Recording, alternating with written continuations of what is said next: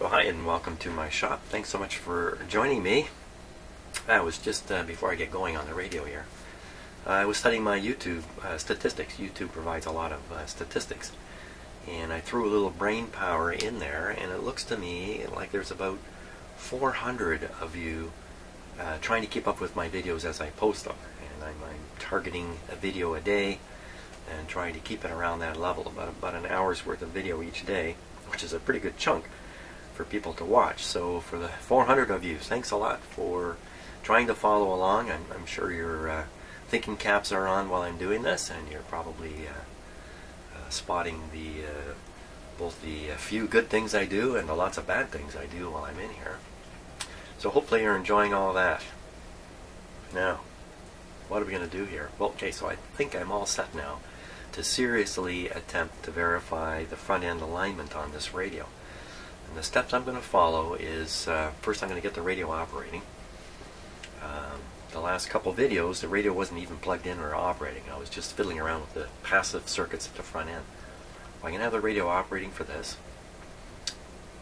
And first thing I'm going to do is detect, that's a bad word to use, I'm going to discover what the local oscillator frequency really is when the radio is tuned to something like it is now, 900 kilocycles. Then I'm going to decide on whether I should adjust the local oscillator a bit or adjust the pointer a bit. There must be some way to set this so it's perfectly balanced.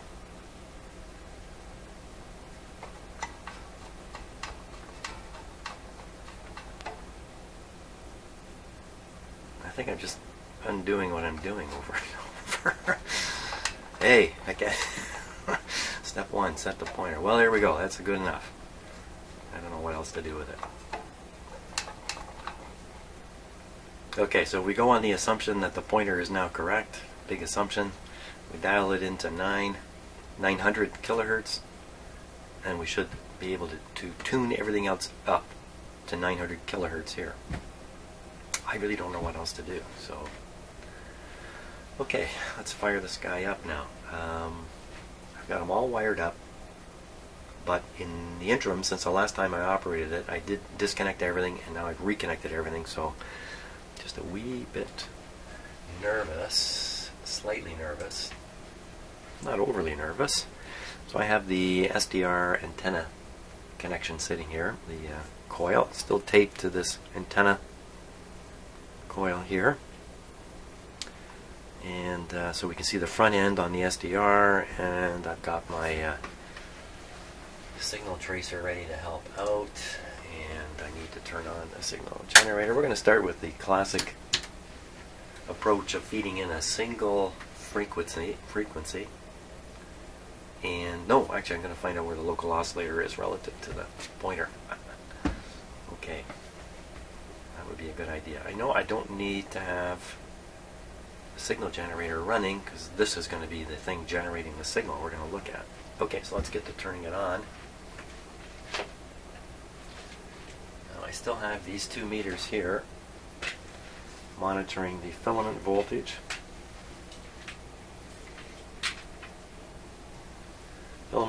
and B+.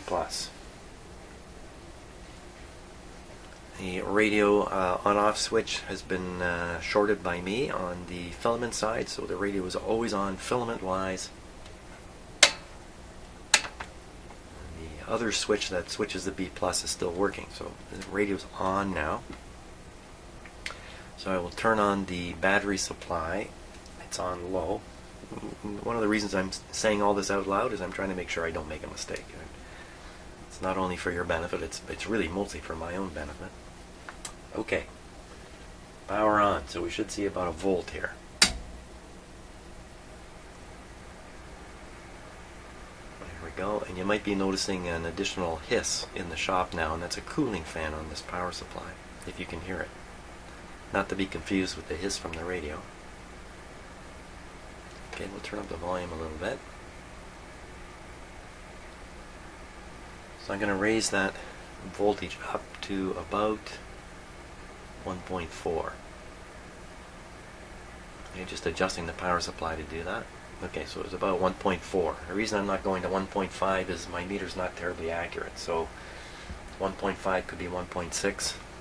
Would that be too much for the tubes? Well, I doubt it. But I don't really care to find out. I mean, I doubt it very much. I'm sure you could probably put a couple of volts on these tubes and you wouldn't have a problem. A little more than that though, and you could burn out the filaments. Now we'll bring up the B plus here. I'm going to turn on my power supply. This is my B plus power supply here. It's just on standby at the moment. Waiting for there's a tube inside there because it's got its own power supply and rectifier, so it can produce the DC voltage that we need. Okay, let me turn it on. I'll start raising the B plus up, and with the volume turned up on the radio, you should hear something. Here we go. Come on, baby. Oh, I got a scale problem here. Oh, oh.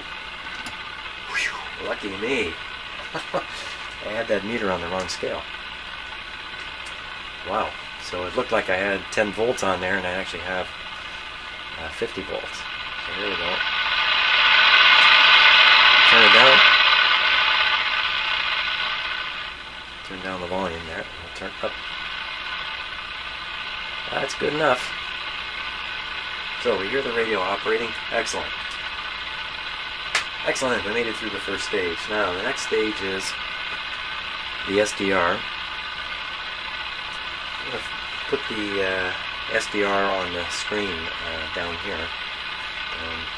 Down here. I'm going to try anyway. Okay, there we are. SDR on the screen. I'm going to turn the radio volume down. So, oh, it is down. Ha! Really? That's as quiet as it goes? What an annoyance. Yeah, unfortunately I can't make it any quieter.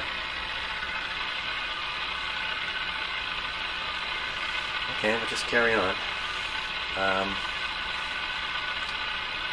Now the radio is not receiving any kind of signal other than just noise coming into the antenna, and probably noise into the circuitry everywhere. Well, let's see if we can spot the front end tuning. Sure doesn't look like it to me.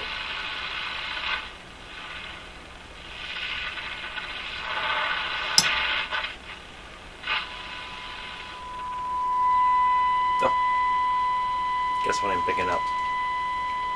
The signal generator at 899. Well, let's just go with it here.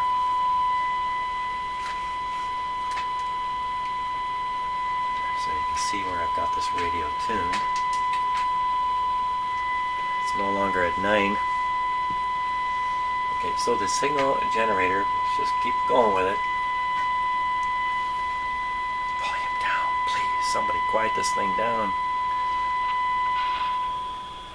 Okay, so I cut back the modulation on the signal coming into the radio.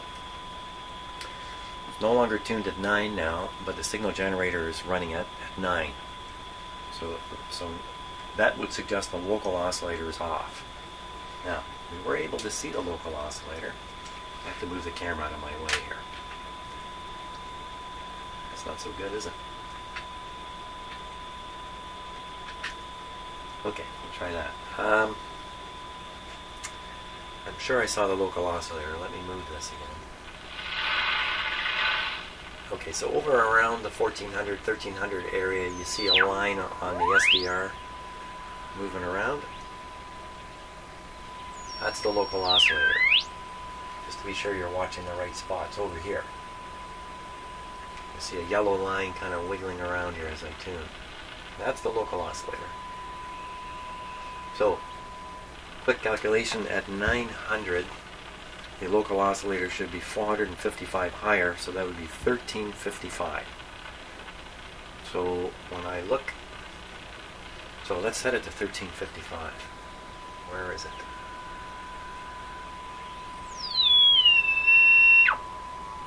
Okay, I'm just going to tune the signal generator out of there, so we're not listening to that. You can actually see where the signal generator jumped around 900 on the waterfall display, just disappearing there. Okay, back to this orange line here.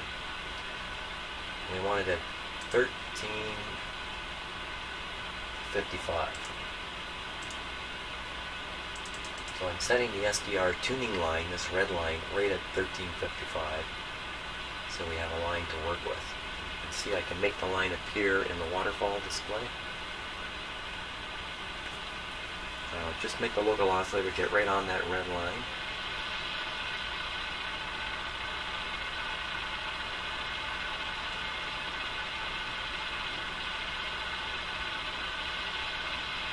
There. You can't even see the orange line anymore. So now I know the local oscillator in this radio is at 1355. The radio is actually tuned to 900. So I'll move the pointer now.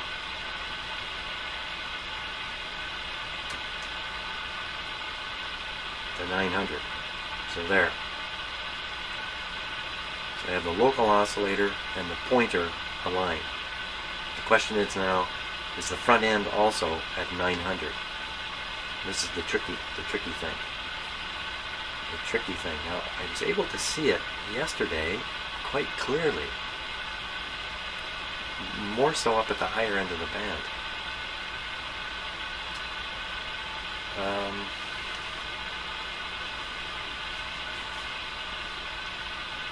So there should be something visible around 900 on the SDR indicating the front end tuning. I'm going to have to tune the radio here to spot it. Let's see, looking at 900 now.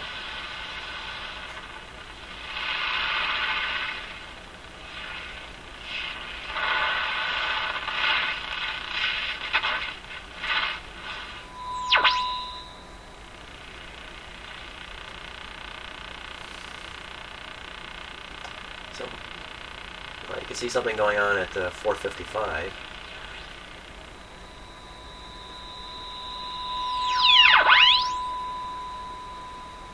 Remember, the SDR display is 1 second behind what you're hearing. So let me go back through it. You can watch down at 455, which is down here. Watch.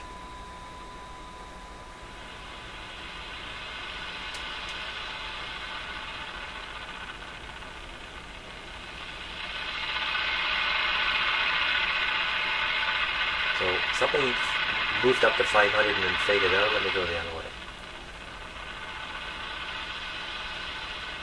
Coming into 455 now.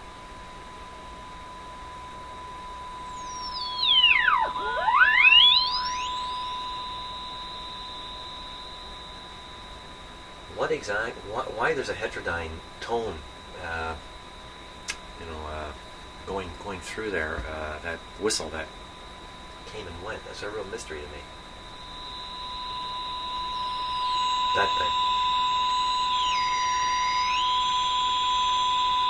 So for instance, if I cut off the modulation on the signal generator,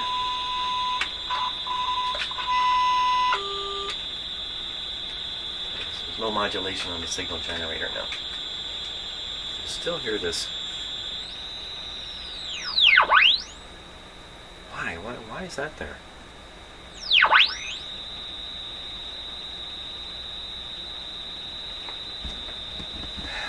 You know, based on how radios work, that means there's two signals close together, and as I tune the radio, one of those signals is passing through the other, generating a difference and a sum product, and the difference product is what we're hearing. But I don't think it should be there. I don't think there should be two signals. Where did two signals come from? There's a local oscillator in here and a receive signal on the antenna. There isn't anything on the antenna. What am I talking about? You know, it doesn't make any sense what I just said, so ignore it all. Ignore it all. Let's go back. I'm losing myself. Let's go back to the 1355 deal. So I'm watching the local oscillator, setting it 1355. The pointer's back at 900. Back to how can we see the front end on this radio?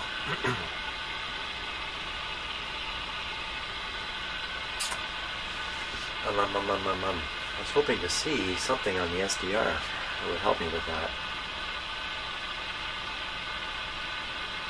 Doesn't seem to be the case. Okay. Well, rather than continue to try to fool around with the SDR here, I think I will simply pay attention to my audio meter. It's just... Come on, camera. It's up here.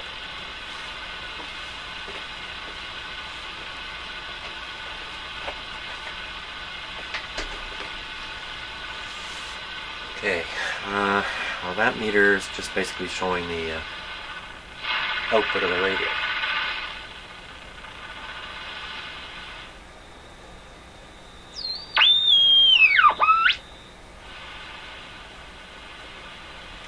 Okay, I use the SDR to tune the local oscillator back to exactly where it needs to be.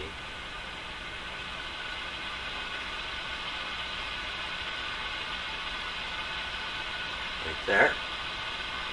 For sure the radio is now, what's coming out of the speaker should be anything that's at 900.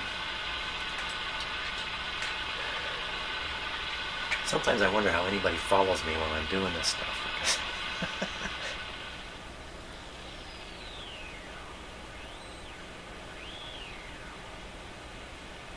Okay, so this signal generator is on 900. We can listen to it if we want.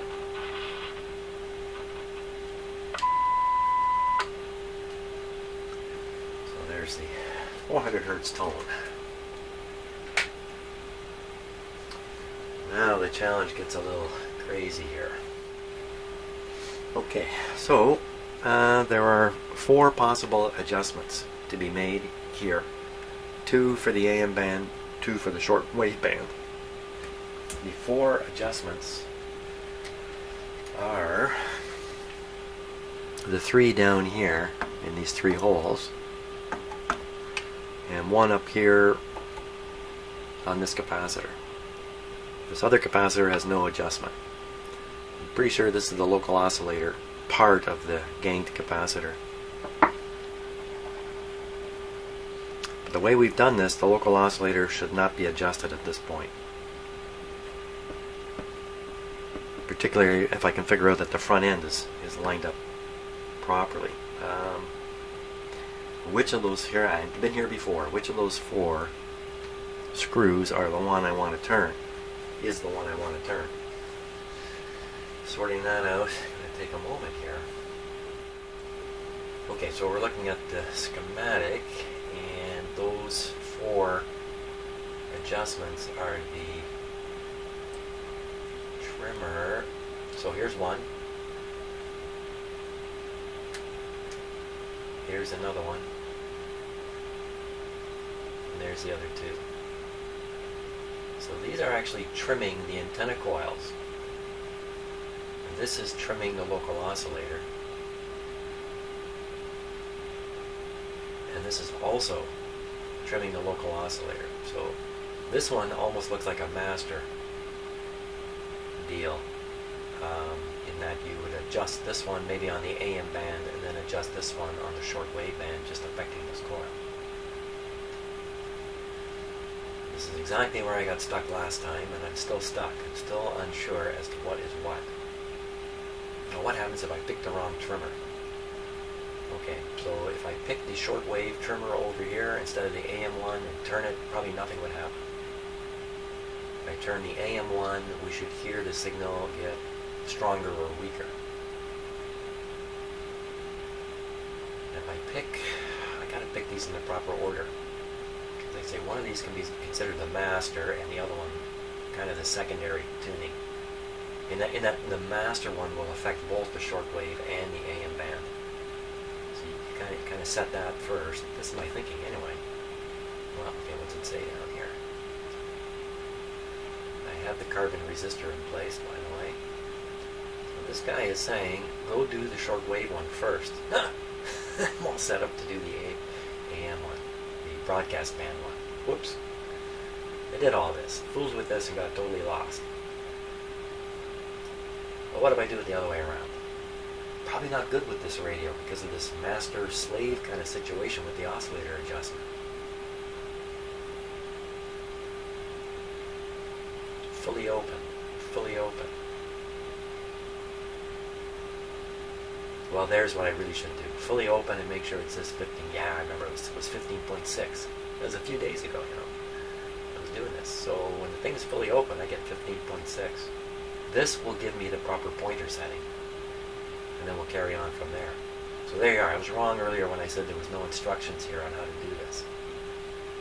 Okay, we gotta change everything. I gotta follow this in order. If I don't follow this in order, I'm gonna get in trouble, I'm pretty sure.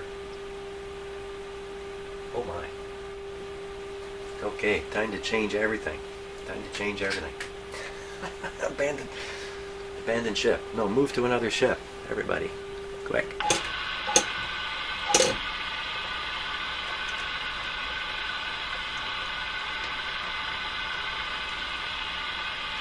.3, I think it said.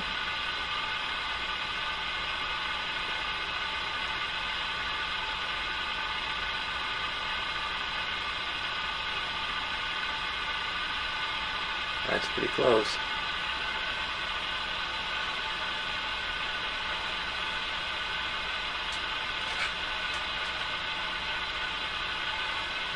Okay, volume's down, even though we hear it.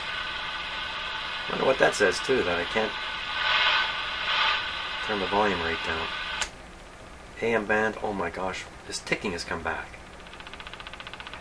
Now I remember, it was this ticking that just threw me for a loop there. Ah, what is going on? Oh, it all comes back to me now.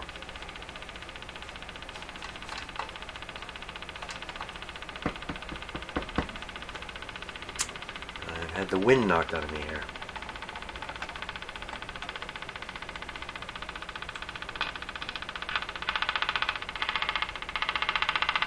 So what I'm doing there, by the way, is I'm touching the grid caps on these tubes.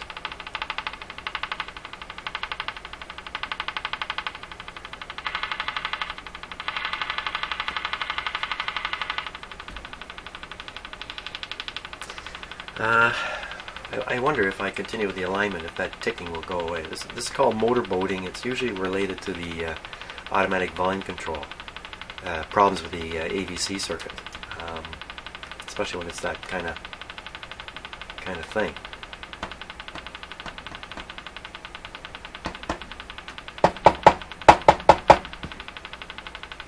Maybe I should really be knocking my head, really. That might help more.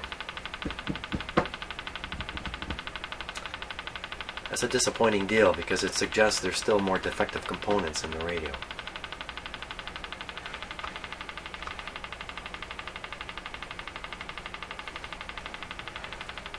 Yeah, I'm not doing anything because I don't know what to do.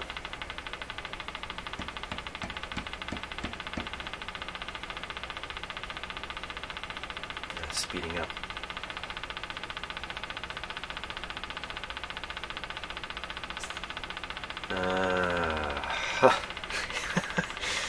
Do I carry on or do I try to figure out what is causing this ticking?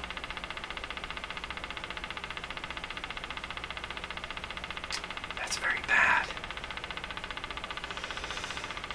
I'm stuck. I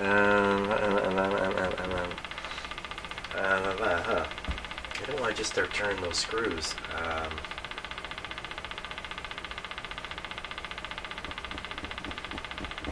I gotta stop and think hard about this now.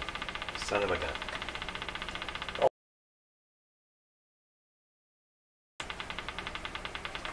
Okay, I got an idea here. I've got an instrument sitting right here. Why don't we apply this, snoop around a little bit, and see what we can find out about where this ticking is coming from. Now, when I put my finger on the grid caps, it just seems to make it more everywhere. But that's my finger. Let's try it with this guy here. Hey, where'd the ticking just go? No! Come on! How am I going to get anywhere? No. Okay, I fixed it. That's fixed. Let's turn it up here. It's very low. Okay, so we're still on 15.3.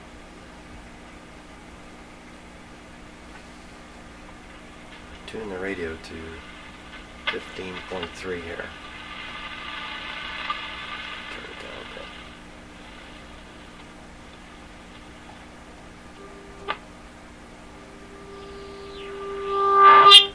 Wow. So, okay. Well, now I remember that too. Okay, everything's coming back to me now. Why? You think I've been away from this for a year. Yeah, it's just way too high a signal going in. Let's turn it down.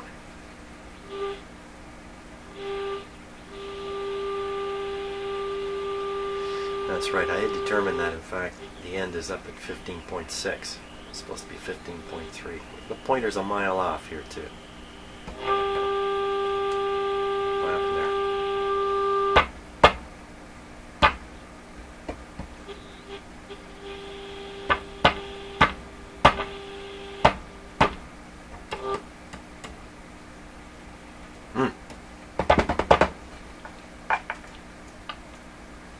Things are not looking good here at all for this.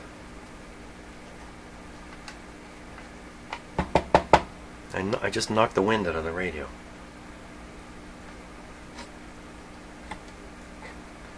Okay, battery 1.4 B plus 85. Who just bit the dust here?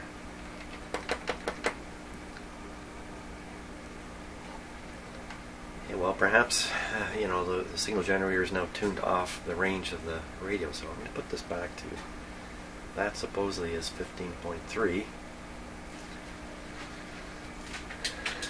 What happened?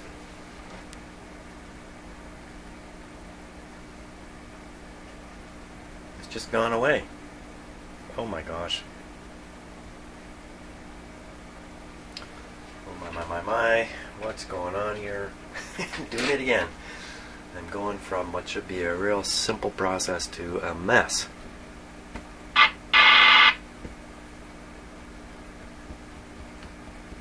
Well, the radio's working. Not much signal getting to this grid. When I feed it there with my finger, the radio's full of life. When I let the radio feed it there,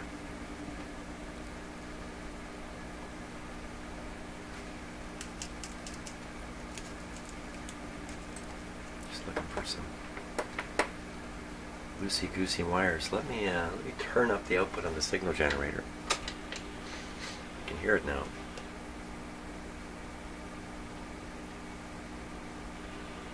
It's like extremely weak.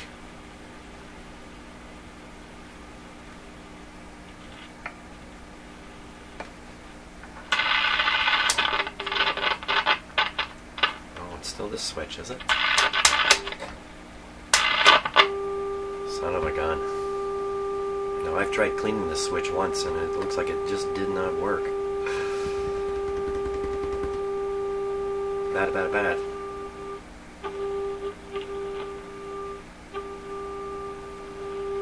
Yeah, we'll have to keep our eye on it for now. Keep our ear on it. Amazingly enough, I'm at the end of the band, and the signal we're listening to is the proper 15.3. Wow. So it looks like a weak connection of the band switch down here, and this radio will tune differently. There you go. Oh my gosh, this is no good. And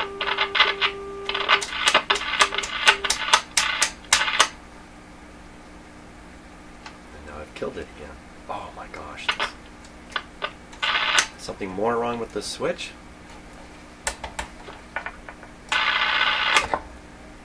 Seems to be consistent on the AM side, but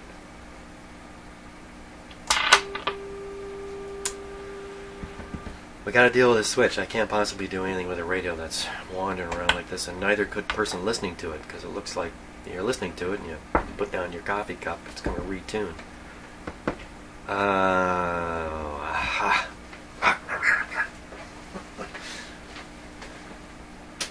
That's some Canadian swearing there. Okay, I'm gonna.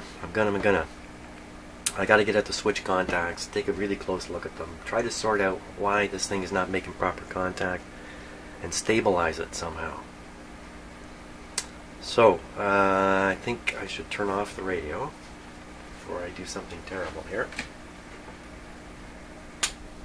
Okay, so that's the tubes off, high voltage off, radio's off.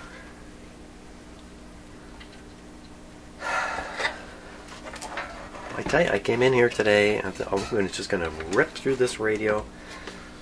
After my last hour and a half of effort on it, I figured, wow, I've got a really good grip now on the front end, everything's good, we're good to go. I come in here, and within a very short period of time, I'm in the ditch again. Not to complain too much, so we'll take a close look at the switch here. Let's do that.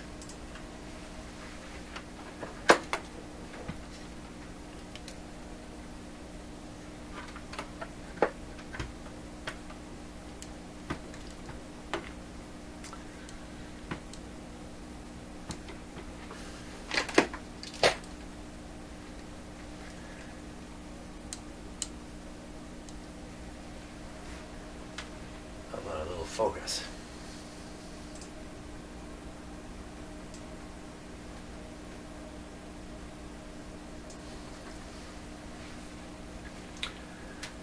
Well, there it is. There's the switch.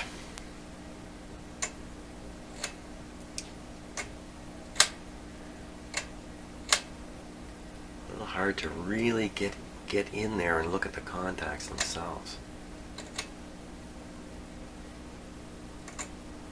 It's very, very grindy. I mean, you can hear it, I can feel it. It's not the way these things should normally feel. Strikes me if there was too much of that grindy grip in the sliding contacts, that one contact would pull the other contact with it and bend it and knurl it all up, and that would probably be the end of it. So I put a little WD-40 in there thinking it would loosen it up. So I'm looking at the movement of the different clips. You know, these are spring-loaded clips, and there's a piece sliding under it. You watch my finger here. And when it does, it pushes the clip. I can't really demonstrate. The piece slides under, the clip moves. Okay, not the best, not the best explanation, but that's what I'm watching for.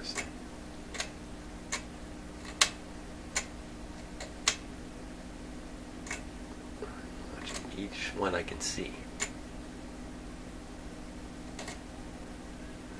I see one that's not moving, and that's this one here. Yeah, it is moving a little bit. This might be the one that connects to the, that's always connected. And what about way in the back there? Way in the back. Put a little more light on it.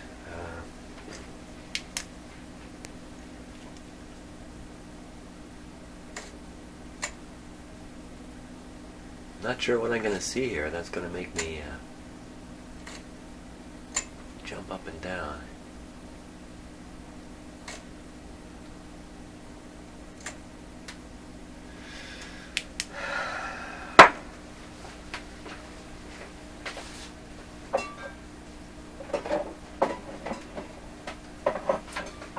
Okay, so what am I up against? The grindy feeling to me says it's corrosion. And there's some corrosion products on the contacts, and as I slide the contacts, the roughness is the rough corrosion products grinding against each other. Getting those off would really require some kind of abrasion, I think. And getting into a little switch like that, you know, with a piece of well, you wouldn't want to use sandpaper, some kind of very thin file maybe, but you wouldn't want to use sandpaper for fear of leaving little bits of sand in there, just compounding the problem. Hold on a sec here, I'm trying to find, what did I do with my meager supply of Q-tips. Okay, I've got one here. So I'm going to soak this in alcohol. Even though I should probably be drinking it, really. I don't know. This is not going to get anywhere. See, the contacts. And then what's alcohol going to do anyway? Well, alcohol would help you get rid of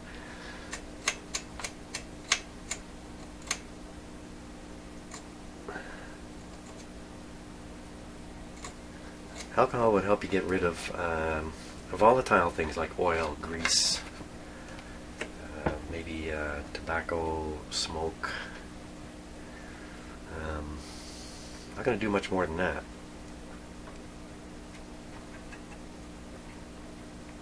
Really can't get much alcohol in there, I don't, unless I pour it right on top. And there's a little bit of dirt coming out. Can you see that on camera? You know what? It feels a little smoother.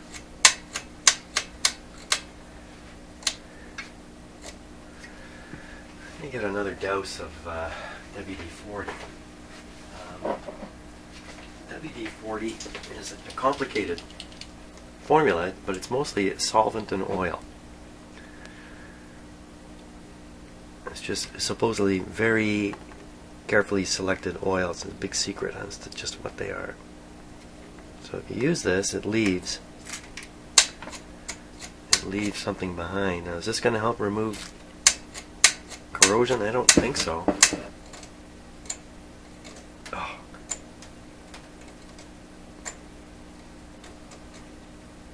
Isn't that terrible? The other way to abrade it is to do this. Just work the switch back and forth.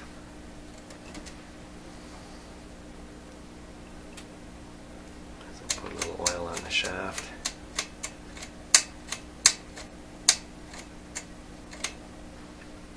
Is there a chance I'm misinterpreting what's going on here? It's not really the contacts grinding, it's something else. No, it has to be the contacts. Oh boy, that's terrible.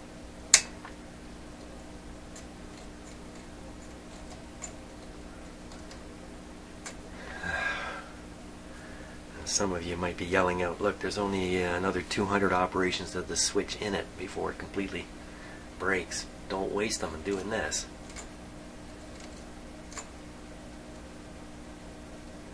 See, the thing is, if there's corrosion products on there, they'll essentially get in between the contacts, and the corrosion product, it's just a metal salt of some sort. It's not conductive. So it's just basically lifting the contacts apart.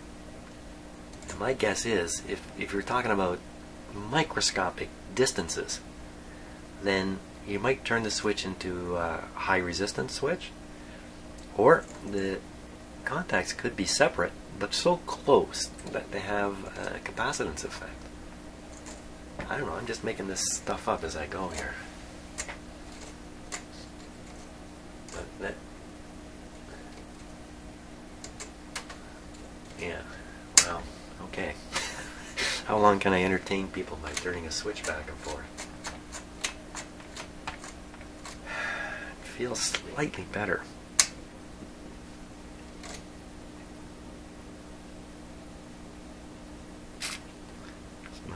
One of my mentors used to say, just soak it in WD-40. Okay, we'll try it. That is definitely soaked. Some excess oil here and there. Ooh. Don't use one like that. These are lousy Q-tips for this, because the fibers are coming loose. So with WD-40, I don't know what volume, but oh no, that's not what I wanted to have happen. Some of the stuff you're spraying out there is volatile and it'll just evaporate away. What portion that is, I don't know. So it may look like you're spraying a lot of stuff onto something, and then but most of it will evaporate. It's not going to get any better than that. I beat the heck out of it. Time to test it. By the way, this C-clamp hanging here is to balance my my camera. In case you're wondering why there's a clamp there. Well, I suggest we just turn the thing back on. I'll put it on AM to start because we know what goes on there. Turn it all back on. Just check, make sure we don't have anything egregious going on with my monstrous set of clip leads over here. That pile of clip leads is the both the B plus and the A voltage. Looks okay though. Volume is down. Down now. Switch is on. Okay, here we go. Startup process here. Let me douse the lights. That way any explosions that happen look much better in the dark. Okay, on with the filaments. So, raise the voltage up a bit. There we are. On with the B plus. And raise the voltage up a bit.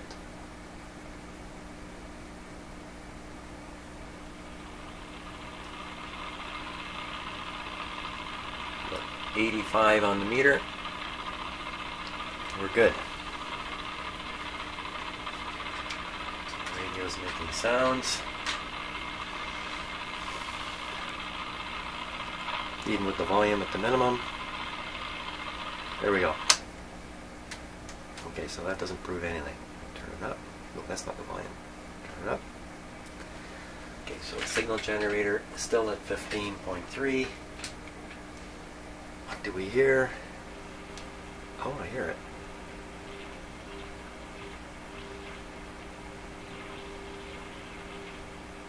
It's there, but it's not very loud. I got the signal generator turned up loud. This should be coming through like gangbusters here.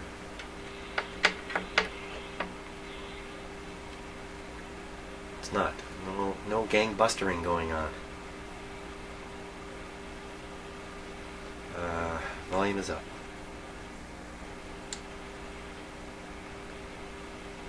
Tuned in. That's a little better there.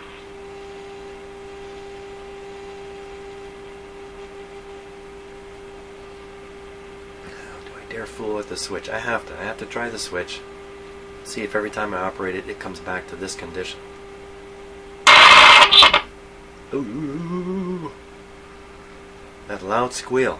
That loud squeal could be because the switch actually failed to make any contact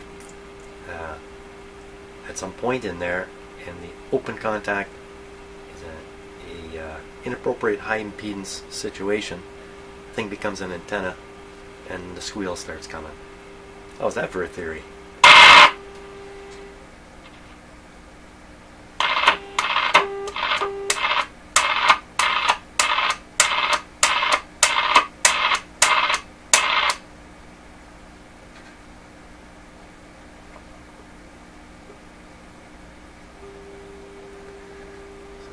It's tuning in a different spot. Show me some consistency. How about there?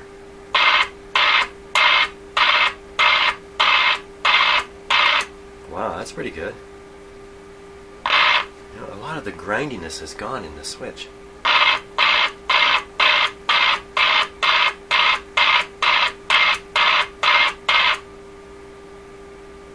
Another entertaining video from Jim.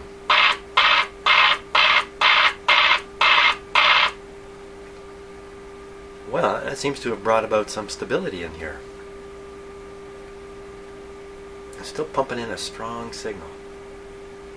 doesn't sound like a strong signal in the radio. But that could be front end alignment. So now this is supposed to be 15.3 when the capacitor is all the way at an extreme, but it's not now. The capacitor is not at the extreme. There's the extreme. And that actually correlates to a frequency of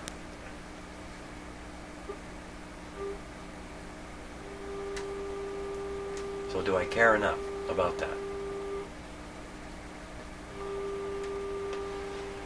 So it is receiving 15.4, and on the dial, see if I can do this.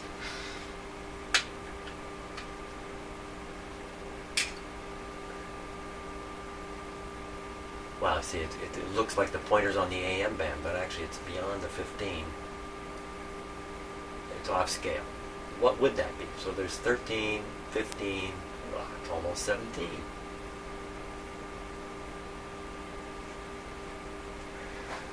Okay, let's try this a different way. Let me tune the radio to 15 exactly here. Oh!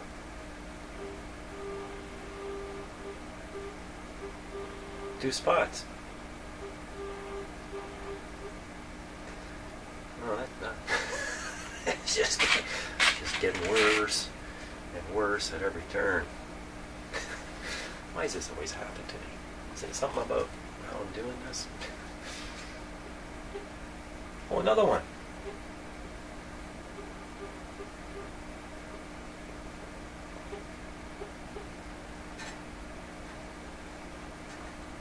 Hey, take your choice.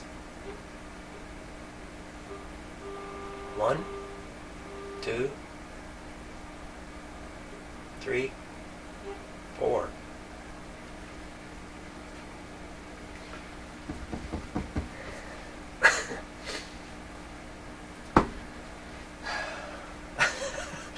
Okay, let's put it here. It's on 15 now.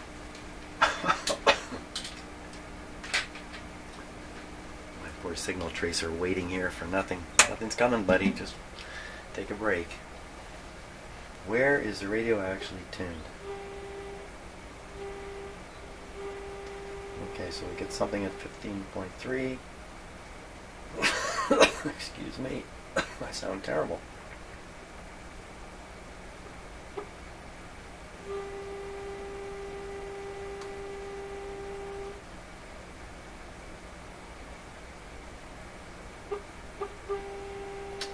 .4, 14.45.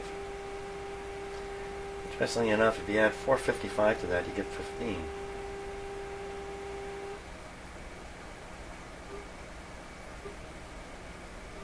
Okay, if you add 229 to that,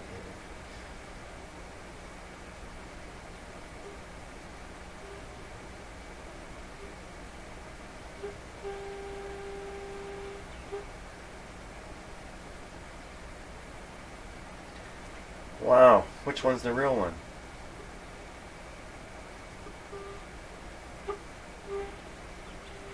That's the strongest one, I think.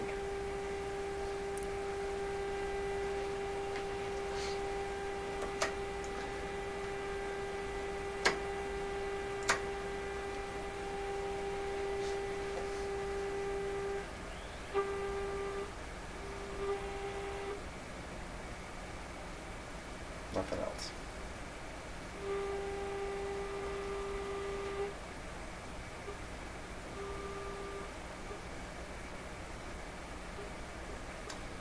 Well, I'm going to assume this is what we're really, the radio's really tuned to. You know what? I could look at the local oscillator and find out. Jim, that's a good idea. Jim, look at the local oscillator and find out what this radio is really trying to do, aside from ruin my morning. Local oscillator. Okay, let's bring up the SDR here. Okay, so here's the SDR. Now the local oscillator is going to be running 455 above, I think it's above anyway, above 15. So somewhere around 15, 455. We got to tune the SDR way up there. There we are. Now, the 15, 455 is over towards the right there. I'll tune the radio a bit and we'll see if we can spot the local oscillator moving.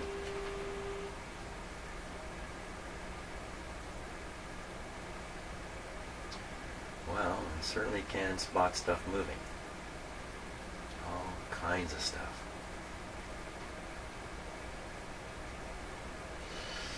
What is this telling me? Is there more than one frequency being generated by the local oscillator? A little hard to believe. I mean, I could see the local oscillator producing a harmonic, but that's not going to be slightly above its primary frequency here. Well, one of them is standing out as quite a bit stronger than the others, and that's the one that's at 15, almost at 15. The one that's orangey red on the waterfall. Holy smokes. But this would explain why the radio seems to be receding in a number of places. Surely they wouldn't design a radio with these kinds of problems. But we are at the high end of the shortwave band. We're at probably you could say this is the most difficult location for the radio to operate properly, frequency for the radio to operate properly. If it's going to have problems like this, they're going to happen at the high end of the shortwave band. So I think, I say a lot of stuff here. I hope you realize it's just me talking. Just me talking. So, okay, if that's the case, if that's the local oscillator, we'll set it right on, for easy figuring, 15. Oh, can I get all the way up to 15.4? Yeah. Okay, so we'll set it on 15.455. Looks to be about there. Let me check it on the SDR here.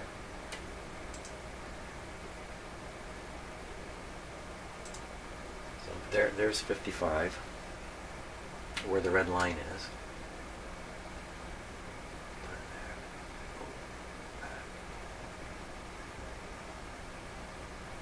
So this radio is now definitely tuned to 15 megahertz. 15 megahertz, eh? What do we hear out of it? So if I tune the signal generator to 15, and considering the IF has been adjusted to 455, well, you know what? I wasn't even so happy with the IF adjustments I did. Let's assume that's okay. When this gets to 15, we should hear it. Beautiful.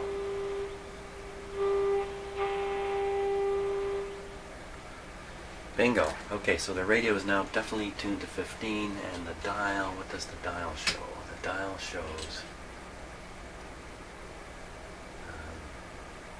15, almost, could be halfway to 16 there. I couldn't tell you for sure. But if I move the dial to 15, like if I move the pointer, I'm undoing the AM part. Now the fact is, look at the scale here. There's no precision in here. The distance between the 13 megahertz, 14 megahertz, 15, almost nothing. So this is really a radio I'm going to listen up around 15, you go up around 15, then you listen. You don't pay any attention really to what you're tuning it to. There's no precision. The AM side's different. The AM side, you can actually tune to a selected frequency on this dial. You see between 55 and 60, you could break that up into 5 pieces. And you should hear each, and you should be able to tune exactly to where you want to go.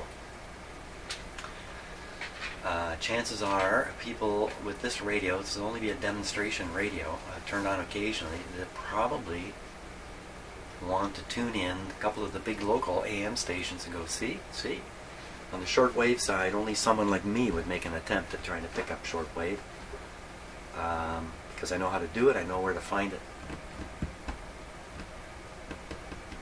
So the name of the game is tune up the AM as best as possible and make sure the shortwave is sensitive and in the ballpark. And if anybody's serious about listening to shortwave, this is the last radio they're going to try to do it with. So it's kind of corny for me to go too far in trying to set up the shortwave side of this. That would be my thinking. So that says, go back to the AM band and make that work well.